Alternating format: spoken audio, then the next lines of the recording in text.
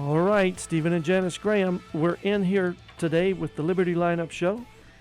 We're shifting gears a little, but it's all the same principles about the naked truth. We're going to have as our guest Dean Sessions. He's the author of The Universal Model, and he's the founder of Millennial Science Foundation. Now, here's the thing. In about 1990, Dean started studying archaeology and geology, and he discovered a number of new important discoveries that had some effect on his beliefs and his understanding about archaeology and geology. So he started contacting people to see if they were interested in some of this new things that he was learning about, and it turned out that they were yawners to them. I mean, this earth-shattering stuff. But he started the Millennial Science Foundation. He's written this book. It's a 3-volume book. It's 2,000 pages humongous. long. And we've got with us today the first volume, which just was released on April 6th this year at the Firm Foundation Expo. But he is the Director of Scientific Research and Discovery for the Universal Model. So, Dean, are you there? I am, Steve and Janice. It's great to be with you. Now, listen, Dean, before we get into this, Janice and I just went on a trip, and Janice wants to tell you about this trip because it's why we wanted to call and get you on the air today. Well, we went to a few of your presentations, 3 or 4 of them, and we were so interested in the the Universal Model, a new millennial science that we'd been introduced to. We decided to take a road trip to the Four Corners area of the Southwest, and that has tons of sites of geological interest. The Petrified Forest, the Painted Desert, the, quote, Meteor Crater, the Grand Canyon, Lake Powell, and we took our huge volume of the Universal Model, Volume 1, with us, and I have to admit, we had to skip ahead because we had to learn about all these. The whole first 3 chapters are explaining why this book needs to exist. And so you kind of have to ease yourself into this. And so I think it's very wise how you've set this book up. Anyway, the first volume is called The Earth System. And as we went on our journey, it was a 2,500-mile trip around the Southwest. We were so excited to have more accurate and complete and sometimes opposite answers to what we learned in school about how these amazing formations came to be. So as we would get to the Petrified Forest, we would open up your book to the section that covers the Petrified Forest and study about it. Sure. And then and knowledge is so exciting. It's so exciting to be able to look at these places like the Grand Canyon and not be confused and not be going, what? How could that river, why is it? It can't have just eroded. How could it have just meandered the Grand Canyon I never away? really bought that. And your research and your book, and I love and the how natural you've laws written that it. I've loved how you've written it because it's so, you repeat things a lot, which I need, and you summarize things.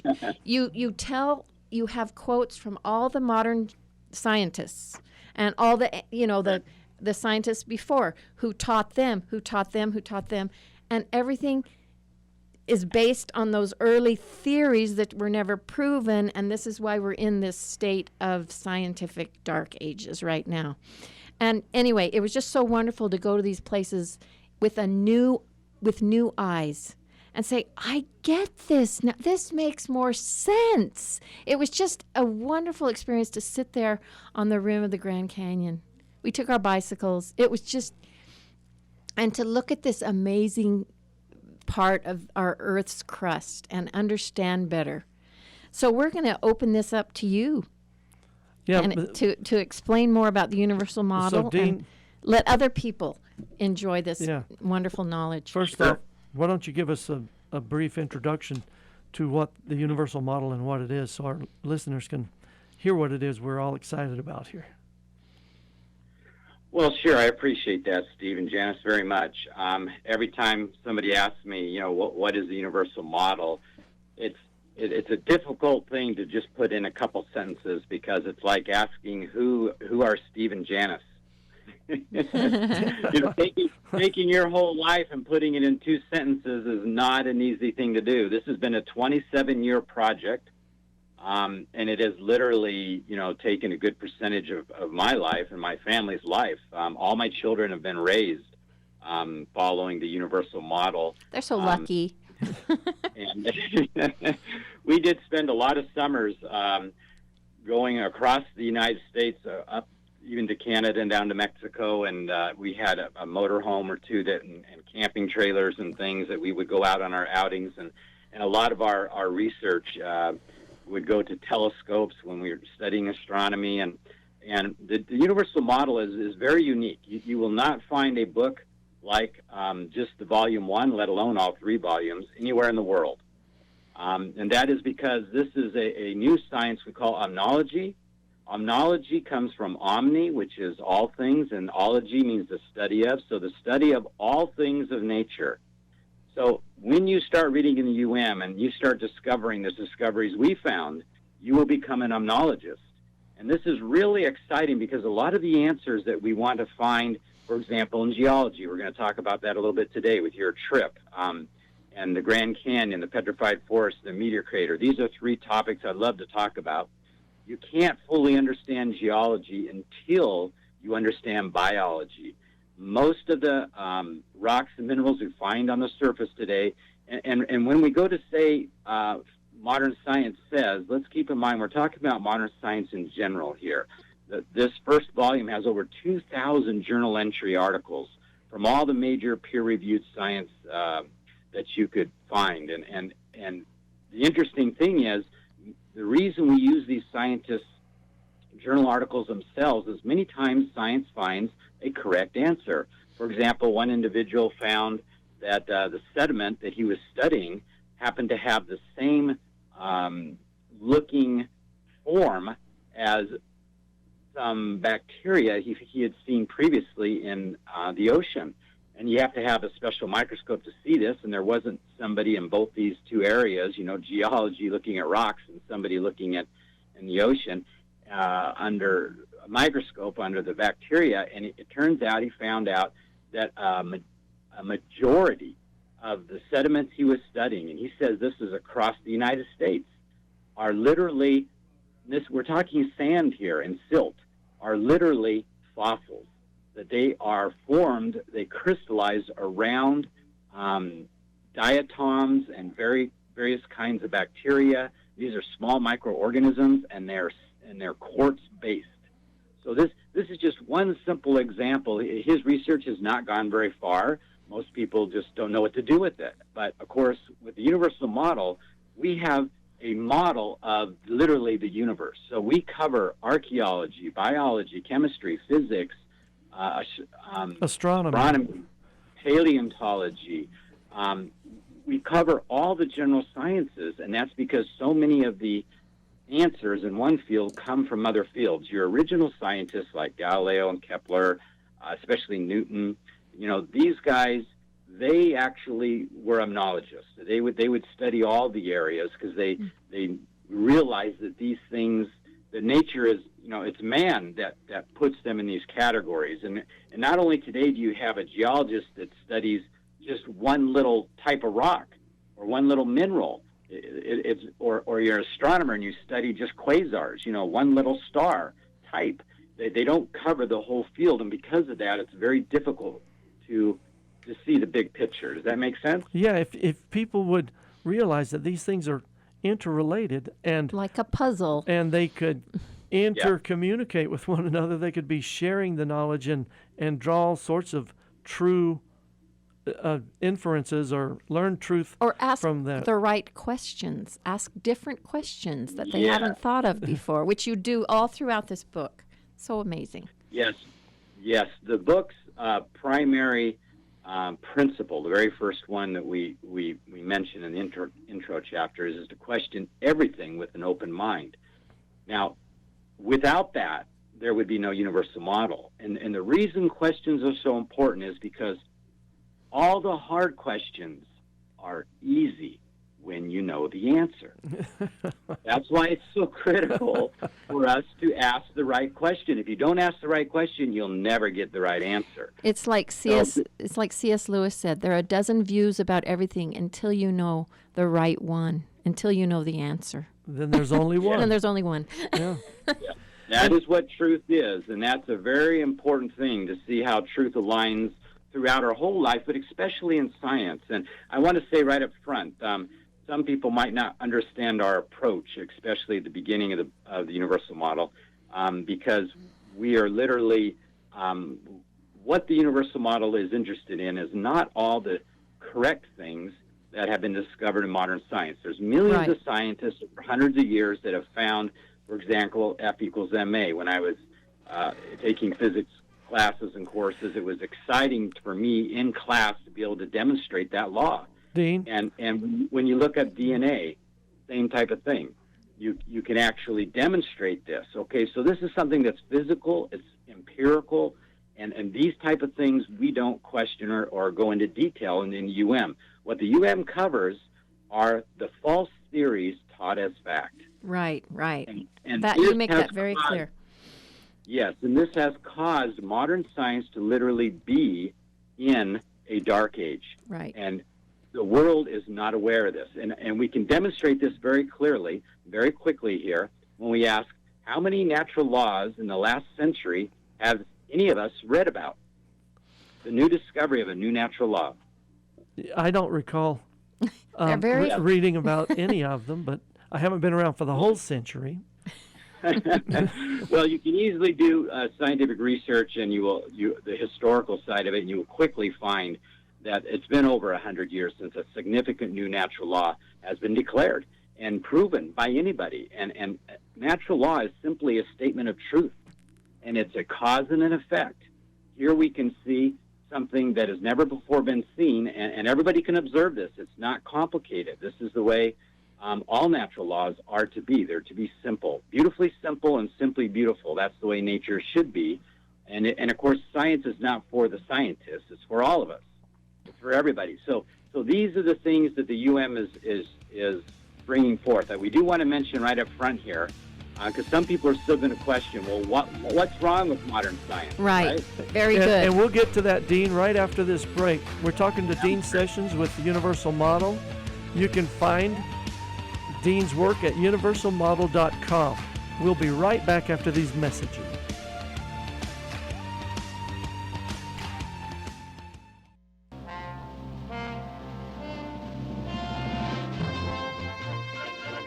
You are listening to the all-new KTALK Media, 1640 AM, breaking through the noise of mainstream with live, local, two-way talk. Together, we are the difference.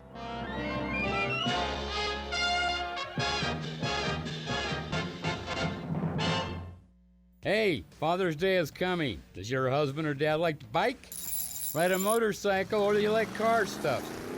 If so, don't buy him a crummy tie or those socks that just won't stay up. Buy him a cool desk clock or lamp made from the stuff he likes. Every piece is handmade and no two are alike. Be the favorite by getting him a cool gift from Pipe Dream Creation. You can contact Scott at 801-889-8438. Also, check out the Facebook page. It's Pipe Dream Creation with no S on the end. Pipe Dream Creation, the coolest gifts on the planet. Hey, that number again is 801-889-8438. Hey, Fred. Looks like you have some workers showing up. Yeah, I'm putting up a new Atlas Series garage by Brightspan. Oh, nice. I'm putting in a garage too. Gary the garage guy. He thinks he might possibly be able to start in the next few weeks, if he has time, as long as it's not too hot, too cold, or rainy. Should be done in less than a year, he thinks. But you know how contractors are. Oh, wow. That sounds like a headache. I just called Brightspan at 801-472-0428, set up a convenient time for me, and here they are, right on time. No hassle, no headache, and oh, looks like they're done. Well, Tim, I'm gonna go try out my new garage. Good luck on your build. Brightspan, affordable buildings of all sizes from a shed to warehouses. Built in less than 5 hours and last 20 years. Call today, 801-472-0428. 801-472-0428. The University of Utah in Salt Lake City is hiring a systems engineer. This position requires a bachelor's degree or equivalency in electrical and computer engineering or related field, plus 2 years of experience in information communications technology or systems engineering. Candidates must have a thorough knowledge of telecommunication systems and operations and a good understanding of data communications and network protocols, such as Internet Protocol IP and its implementation. Must have knowledge of copper and fiber cable standards, understanding of problem, change, performance, and service level management from both an operations as well as a requirements perspective. The systems engineer installs, configures, and maintains Avaya, ARA, IP, PBX, hardware and associated peripherals, operating systems, and software such as Avaya EMC multi-channel contact center, CMS reporting, proactive contact dialer, and call recording systems. Actively performs daily, routine, and complex system administration and maintenance, including hardware and software upgrades, system recovery, and performance tuning. Collaborates with voice systems team members and groups to identify and develop scalable network designs and solutions. Participates in conjunction with application stakeholders and ensures that all software patches are up to date. Maintains documentation of the environment, including but not limited to backup software management, backup hardware management, operating system hardening procedures, change management, work orders, and on-call. Qualified applicants must submit resume to Cindy Haywood, Associate Director, UIT, University of Utah, 102 South, 200 East, Salt Lake City, Utah, 84111. There's no better place to open a business than along the Wasatch Front. You were smart, made the right choice, and built your business in the right place. But things aren't only shaking on the surface. Below the Wasatch Front lies a fault line that is eager to rumble just like you. Emergencies don't warn you. Stay ready. Get your emergency rescue kits and earthquake safety kits now from Jeremy at the Stay Ready store. Jeremy is a state emergency preparedness liaison officer, and having survived the North Carolina tornadoes of 2011, he and his family have learned from experience what it means to stay ready. Visit him at stayreadystore.com or give him a call at 866-410-1414. That's 866-410-1414. He's qualified to help you pick the right products and store them the right way too. Emergency doesn't always warn you. Stay ready. Visit stayreadystore.com or call 866-410-1414. I know you do. Mine eyes have seen the glory. Mine eyes have seen the glory too. We're cutting this. We're lowering this bumper music. We've got to get back to Dean Sessions. Janice, you wanted to say something about the Petrified Forest. We're talking about the universal model and our trip to the Southwest. Dean, that Petrified Forest is a really strange sort of place. It's like a forest graveyard where they make their own tombstones. I mean, it's just this rock, something out of Narnia where they were all getting turned to stone. I mean, can you explain that to us? I mean, there are no trees in the process of petrifying today. Is that right? That's correct. I'll tell you what, but right before we get to the Petrified Forest, if I could, from our last discussion, I just wanted to mention that the UM is very unique in that it has identified a really important principle here of understanding what science is today, okay? If we look at modern science today in general, and we ask ourselves, okay, modern science, we all know, is about finding natural law. Most of the public understands that the laws that we use that even help our technology are very, very important. And so we have to ask, well, we have more scientists today than ever before. In the last century, more than 100 years ago, we have more money than 100 years ago, much more. And we have much more technology than 100 years ago. So here is what we call the fundamental questions. With more scientists, much more money, and way more technology, why don't we have more new natural law discover today. Because a lot of the times the scientists themselves say we don't know how this formed, we don't exactly have the answers to this, we don't. Why aren't they looking? No, that's the exact point. The reason is they're not even looking for a natural law, and that is because the National Science Foundation, one of the largest organizations in the world, these are the leaders of science, their own quote is that the end points of science are theories. Oh, they're not even looking for natural law anymore. So because they only have theories, and theories are, almost all of them are incorrect. They don't pan out. I mean, they're just a theory is only an idea.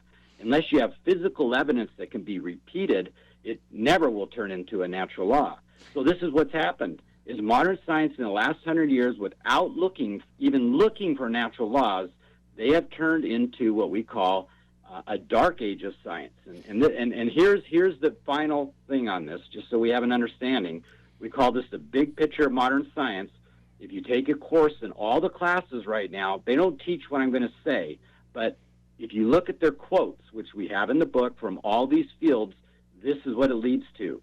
Mankind came from an ape-like creature that comes from a bacteria, that comes from a chemical, that comes from a big bang, which comes from nothing. Right. You and I and everything else are supposed to come from nothing, and that's supposed to be logical according to modern science in general. I also think it's important to say at this point that technology is not the same as science, as you Correct. point out. Technology helps science, but it's a totally different thing than knowing how the world works and how things are made. Yes, many people get confused about that because our phones and our computers and spacecraft, well, these are all working. What do you mean? Well, those things are technological advances. No computer will ever tell you how the craters on the moon got made. They are not all impact craters. The vast majority of them were not made by impact. If they were, they would be glass-lined on the inside. Every time. Mm-hmm. Yes, it's from friction. There's no human being that has ever seen a large crater that's been impacted with their eyes. They've never seen it happen. However, what we have done is gone into the laboratory, and when we do high-speed impact, and it's very important, it has to be faster than 10 kilometers per second.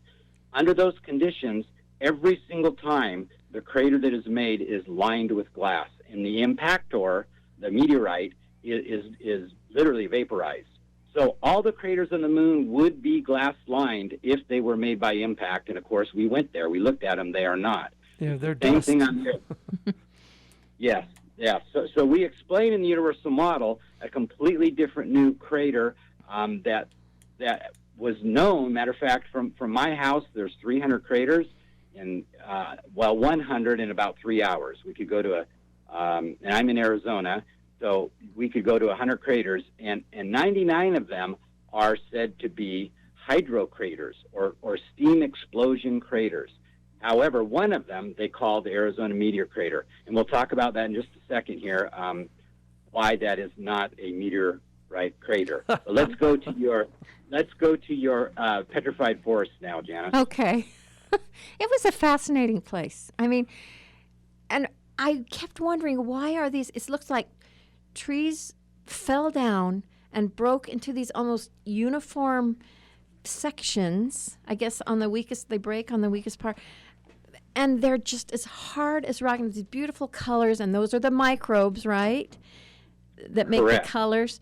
So when we had your book there, we could see a different explanation than the millions and billions of years it took for them to petrify, and no real explanation of how that happens. Right. Let's go to that really quick, okay? And let's give the average listener an understanding of this. All of us have seen a piece of wood, a tree fall down on the ground. Let's say it gets covered by soil. It's in a riverbed or whatever. What happens to the piece of wood? We all know what happens. It decays. There are microbes in the soil, and it decays. It decomposes. Mm-hmm. Okay. So why would that piece of wood turn into a quartz-based rock? That's the question that we all have to answer. And there is one answer for the very first time in the universal model. And it's not just an answer, it is demonstrated. The first volume here, we explain the process. We actually show how to make rocks in this first volume. The second volume is because petrified wood is a rock, we actually make petrified wood in the second volume. So we're not talking about just a theory here. We're talking about a repeatable experiment that people can see and observe how to make petrified wood. Now, we know, like we just said, wood decomposes. So if it really happened just over time with water percolating through the ground, which is what geologists and paleontologists say, well, then we would find wood that's been buried recently in the process of turning into a rock. Where does that happen anywhere in the world? Answer, nowhere. Mm-hmm. Nowhere. Yeah. This is very, very important. Let's jump over to the Grand Canyon real quick. The Petrified Forest is just down the road from the Grand Canyon. And, of course, the Grand Canyon is over millions of years all these layers got laid down, correct? They believe it was actually covered by 5 times by the seas. Well, it turns out that the Grand Canyon in it has never, nobody, from all the reading that research we've been able to do, has ever found one piece of petrified wood in the Grand Canyon layers. Not only petrified wood, but not one bone. This is over hundreds of square miles of territory. It's the most studied canyon geologically and with paleontology in the world. And nobody has found one bone or one piece of petrified wood. This is very, very important. It's all explained in the book why. The bottom line here is that we do find on the very top of the canyon some shells that have been turned into quartz, okay? Fossils. And how is this, that's right, fossils. And how does this all happen? Well, first off, let's go to one more what we call fundamental question here, the canyon layers. If those really got made down or put down over millions of years, obviously, and with 5 oceans, there would be a lot of salt left after each time. And yet there's no salt layers in the Grand Canyon. If there was trees and forests, which over hundreds of millions of years would have had to been, okay, through the different seasons and geological time period, we would find carbon layers. We would find either oil or coal or various paleosols. These are carbon layers. And guess what? They don't exist. And we'd have to find some little shell fossils and things. But no. Yes. In the layers. There is one little layer in the very bottom of the canyon where there's some, they're like shrimp type of fossils down there. But it doesn't have bones in it, and there is no petrified wood. So there's a very, very few fossils found in the Grand Canyon, nothing representative of hundreds of square miles over hundreds of millions of years. It's just, it does not work. Now here's no here's salt, the other as thing. you say. Mm-hmm. No salt. So that's yes. There's a whole ton of things that it doesn't have that it would have to have if it was made over this geological time period. The other issue is, how did the Grand Canyon get formed?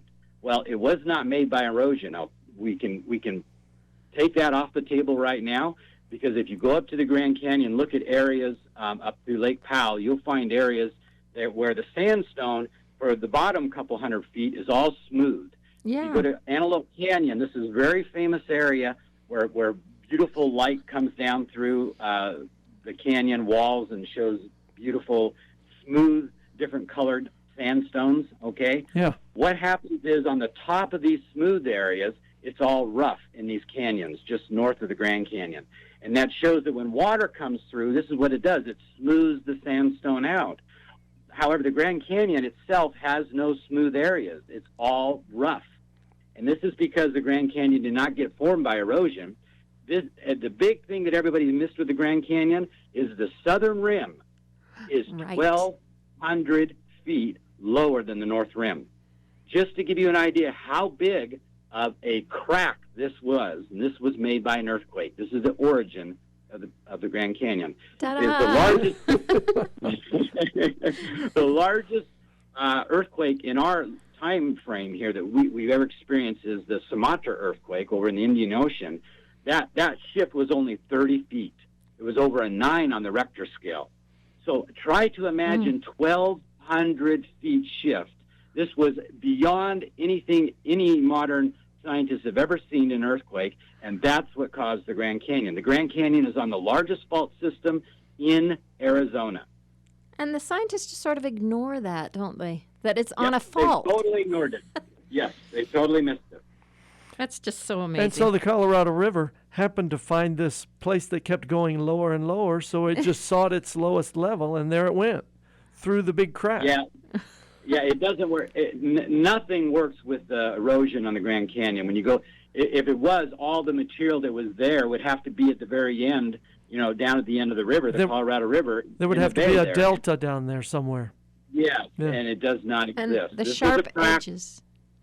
Yes, this was a crack that only happened a couple thousand years ago. It was after the universal flood, by the way. This is very, very important. We did not explain that the way the petrified forests work, and there's petrified wood on every state in the United States, every country in the world, you'll find petrified wood. It's the most common fossil that there is that we are aware of by quantity. And petrified wood is a quartz-based product, and it's worldwide, and that's because for the same reason that all the fossils are found on or near the surface, they were made in the universal flood. And this is all demonstrated how the universal flood, hundreds of evidence for this flood, that it happened 4,362 years ago, just as the world history explains. All of our ancestors knew about this. And we get into this in detail in Volume 2, by the way, in the World History Model. And then science got into this secularized thing, and they didn't want God in it or the Bible or anything, and they started coming up with these theories that weren't based on fact or even observation. That's correct. Scientists used to be very religious. Newton was, Galileo was. All these original scientists that made great discoveries were very religious. But later on in the 1800s, it became unpopular to be a scientist and be religious. And today, you have the scientific leaders have taken their own survey. 93% acknowledge that they're either atheists or agnostic. And this is once again by their own survey. The AAAS did this, and it was in 2 Science Journal articles. So this is what has caused a lot of the challenges that we have with modern sciences. However, I know we're coming up on our break, and I'm excited afterwards to talk about the petrified. No, we're going to talk about the Arizona hydro crater instead of being a meteor. Excellent. That's going to be real exciting. Steve Janice Graham here with Dean Sessions on the Liberty Lineup Show. We'll be back for our final 13-minute segment. And stay tuned. You don't want to miss about the Arizona hydro crater.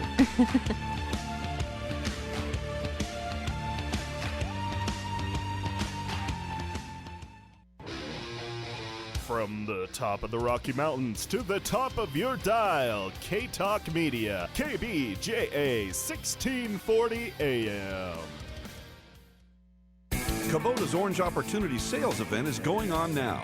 If you've got land to care for, get an M5 tractor with your choice of 4 models, each with a Kubota clean diesel engine and your choice of transmissions. And right now you can get financing as low as 0% APR for up to 84 months, or great customer instant rebates. Now through June 30th, 2017. Call toll-free 1-800-794-4992 for details about cost and terms. Visit Sunset Kubota or Valley Kubota, or find your local Kubota dealer online at utahkubotadealers.com. Hi, I'm Raven Storm. Are you or your loved one experiencing memory loss or confusion and not sure what to do about it? I've spent over 30 years as a nationally certified dementia practitioner helping people here in Utah find hope for a more vibrant life, to turn back the clock and clear the fog. Call now to schedule your free cognitive assessment at Cottonwood Place Senior Living and Holiday, 801-947-7400. Again, that number is 801-947-7400. Are you concerned about your health care? Are you worried about paying the Obamacare IRS penalties? I want to tell you about a legally exempt way to plan for unforeseen medical expenses that allows you to break free from insurance. It's called MedicalCostShare.com. The Medical Cost Share program allows you to be exempt from the ACA individual mandate, including the IRS penalties. It allows you to choose and keep your doctor and hospital because there are no networks, no HMOs, no PPOs, and you can go anywhere in the country. It even includes naturopathic and other alternative treatments according to the guidelines. We don't share monthly expenses that are socially objectionable. And the best part is that the monthly sharing amount for my family is just $449 a month. Visit medicalcostshare.com for details. Take some time to read the guidelines and see if this is right for you. Medicalcostshare.com. It's not health insurance, it's better.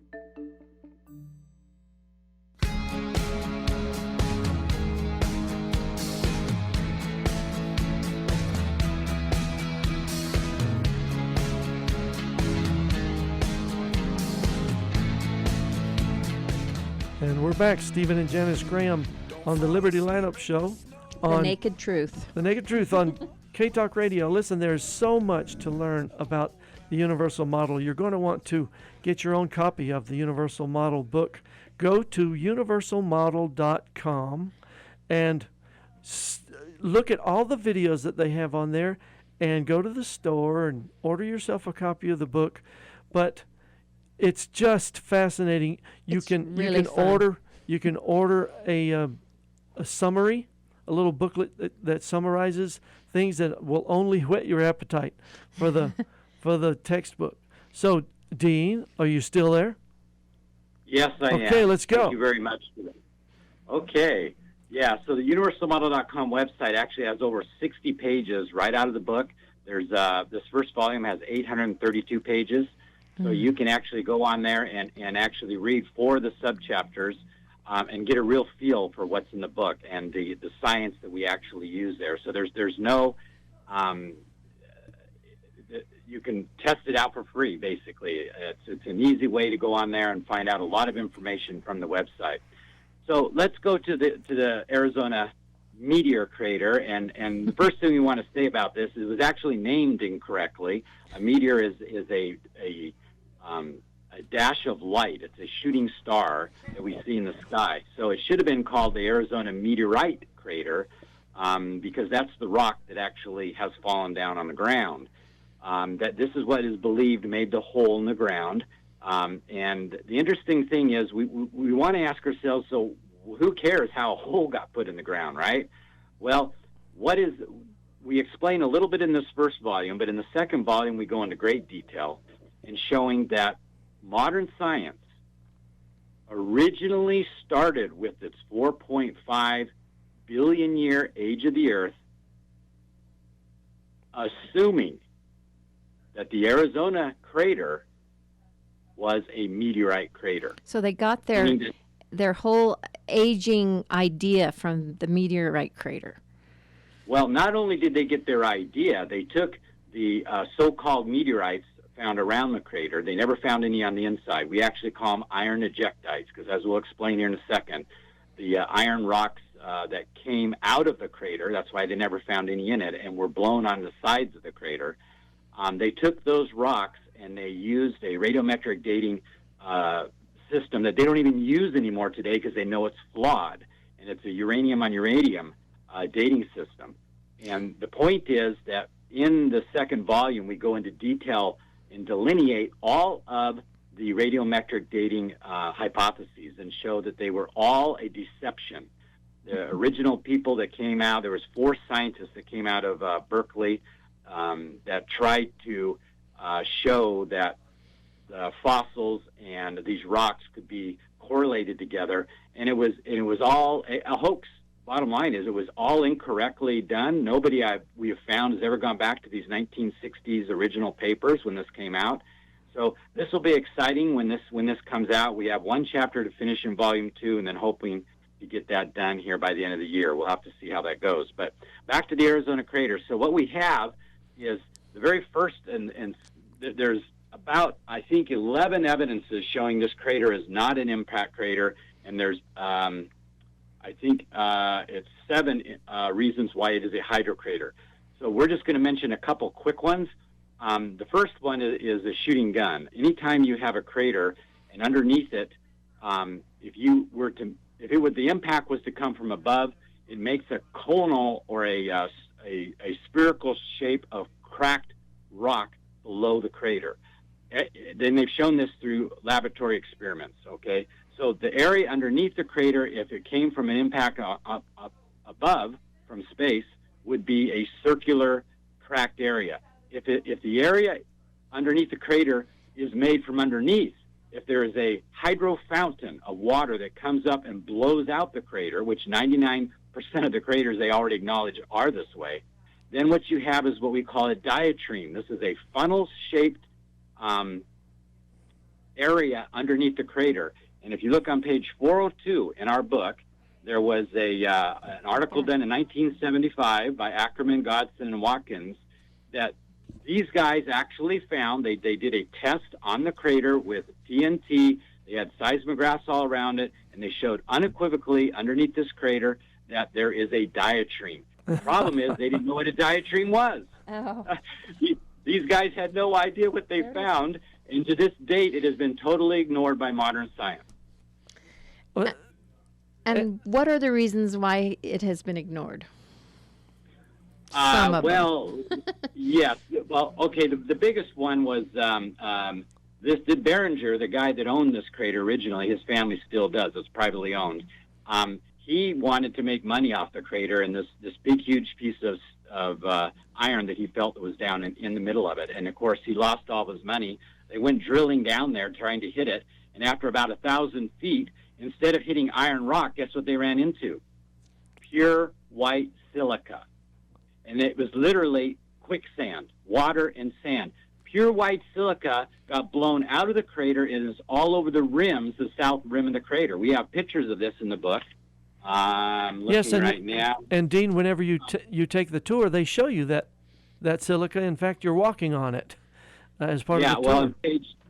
On page 409 in our book, you'll see pictures of this white silica that was blown out. Remember, the hole is all brown inside. Right. So the walls are brown and red. This is the limestone and the sandstone layers are not pure white. And the pure white sand, there's only one place that all this sand could have been put up on the rim, and that is from down below the crater, 1,000 feet below it. And, of course, if you look at the tailings from the drilling, that's what they brought up from it. And this has been completely ignored. Once again, when I say completely, I should say that the original geologist for the crater, his name was Gilbert, and he was the original USGS geologist, and he believed it was a hydrocrater. But after that time period, that was the early 1900s, other scientists wanted to make it a space thing, and you had scientists that tried. They brought astronauts there saying, oh, this is going to be like the crater on the moon, so we're going to figure this all out. And the problem is it does not work. This crater has no glass inside it. It would have to be lined with glass if it was made by a meteorite, and, of course, it's not. The heat from the heat from the impact would have melted the sand. Yeah. Yep. Yeah. The friction would have melted and turned it all into glass, and there's no glass or obsidian or whatever you call it. So it's like they go with the popular thing of the day, and that's how they explain Earth's formations. That's well, it? yeah, this is very, yeah. So let's mention one other thing, and then we'll move on to why this is so important to all of the earth sciences. Okay. Okay. This is one of the most unequivocal things in the book. We have more research done on this crater than any other book that you can pull up today. We have spent years studying this, and all of the people that were involved in it, and it's the very first time it's been ever adequately addressed. And this is really critical because of the old Earth theory, right? Yes. Well, this is when you drive up to the crater, you're going to see a sign that says the first proven impact crater. Yes, that's what it says. Yeah, and of course that's completely false, and that's the amazing thing here is it's so polarized. This crater was not an impact crater for a number of reasons. One of the first that we explain in here is it's in a volcanic district. Okay, there are two fault lines that go directly through the crater and make an X in the middle of it. How can scientists ignore that? That is just well, it is. But to keep in perspective, what we're talking about, they don't realize that earthquakes are where we get melted rock from. Right, the lava flows actually come. We have a whole chapter called the magma pseudo-theory. I finished that one. Yeah. Oh, what did you think about it? It's just fascinating, and I'm so rings glad true. to know the truth Yeah. instead of what they taught me in school. Yes, well, keep in perspective, this is all interconnected. The Earth Right. being a magma planet, which we were all taught in school, is false. That's And the bottom line. Tell everybody what's in there instead. Just tell them. Well, okay, but keep in perspective, the scientists already know that the continents are floating on something. It's a liquid. We know through seismic sound waves, okay, so that there is Technology. both water and solid things. And geologists know this, yes. So let's ask a simple question. What substance of any large amount exists in nature? That's a liquid. In our last 4 minutes, let's answer that question. I love the water thing. I love it. Yes, and so water is critical to all things. Everything actually comes out of water. You and I were born out of water. All living things require water to live, and it turns out that all the natural rocks originally come out of water. This is demonstrated in the book. This is not just talked about. This is shown that the crystalline rock comes out of water. Because you've found the recipe for it, huh? Yes, we show how it's made. We actually grow rock, and this is not done from a melt, as commonly thought. When you melt quartz, for example, it turns to glass. We all know this, and even if they try to grow it into another kind of quartz really slow over time, it's called a beta quartz. It's not an alpha quartz. Right. Alpha quartz is the natural quartz you find throughout nature, and it only comes out of water. And the gemologists understood this. They're the technologists. They got this a long time ago. But the geologists are using theory. Remember, everything came from nothing? Yep. That's the problem. The geologists have been in this dark age. They've been in a black box, and they have not been able to see outside of it. Okay, Dean, in our last 3 minutes, explain to us why this is important to all the other sciences. Okay, that's a really good question. First off, once we realize this crater is not an impact crater, I mean, it's unequivocal. When you have a diatreme, a funnel shape under any crater, it was not made by impact. And therefore, the age of the Earth and our solar system, the 4.5 billion year number, because it originated from this, it was literally a what do you want to call it? We call it a pseudo theory. It's a false theory taught as fact. You don't go to school and they don't tell you it's a theory that the Earth's 4.5 billion years old. They tell you it's a fact. And That's right. The real fact is that there is no dating system that goes that far back, and that's explained clearly in the book. So once you take out geological time, see, now we have a real problem here because it's the same thing with the fossils. There's no fossils that are formed in a progressive line. You can't go to the Grand Canyon or any other canyon and find bacteria on the bottom and then worms and then birds and then mammals and then man. It doesn't happen anywhere in the world. Only in some museums where it's been faked. They put those posters. Yeah, put diagrams with billions of years next to them. And there we were in the Grand Canyon, 4.5 billion years ago, and it's just not true. We've got 1 minute left. So okay, so without geological time, without the fossils, now you don't have evolution, and without evolution, all of modern science falls apart. I mean, that's just the bottom line, and that is where you will find the truth, is when you get rid of the theories and we start looking for real physical observational evidence. Our origin, where we really came from, is important. And with there being a universal flood happening 4,362 years ago, and we even get down to the month time frame that it takes place, we can demonstrate this through several areas of science. And this is critical because this shows us our world history is correct, that man's been on the earth for 6,000 years. Through multiple science areas, we show this.